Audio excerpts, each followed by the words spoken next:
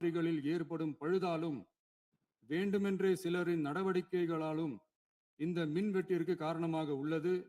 மின் விநியோக மீட்பு நடவடிக்கைகளை ஒருங்கிணைப்பதற்காக எதிர்பாராமல் இரவு நேரங்களில் ஏற்படும் மின் தடங்களை விரைந்து சரி செய்வதில் 10 உயர்மட்ட கண்காணிப்பு குழுக்கள் மற்றும் 125 சிறப்பு மின் தடை நீக்க ரோந்து வாகனங்கள் வழங்கப்பட்டு 24 மணி நேரமும் கண்காணிக்கப்படுகிறது.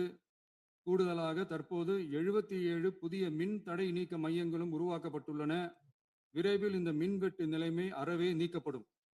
மாண்புமிகு பேரவைத் தலைவர் அவர்களே, நம்ம விவசாயிகள் எல்லாரும் நம்மளை நல்லா புரிஞ்சுக்கிட்டு தமிழக வெற்றி கழகத்தை ஏத்துக்கிட்டாலும் எதிர்கட்சிகளோட தூண்டுதலால சில இடங்கள்ல சில போராட்டங்கள் நடக்குது. எதிர்கட்சிகள் என்னதான் சித்து வேலை செஞ்சாலும் விவசாய பெருமக்கள் எல்லாரும் நம்ம ஆட்சி அவங்களுக்கான ஆட்சி தான் நல்லா புரிஞ்சுதான் வச்சிருக்கிறாங்க. இந்த வருஷம் எல்னினோ விளைவா எப்பவும் இருக்கிறத விட இந்த டைம் மழை குறையுங்கிறதையும் நம்ம விவசாயிகள் உணர்ந்துதான் இருப்பாங்க. இருந்தாலும் நம்ம அரசு நம்ம விவசாயிகளோட வாழ்வாதாரத்துக்காக பக்கபலமாகவும் உறுதியாகவும் துணை நிற்கும்ங்கிறத தெரிவிச்சுக்கிறோம்.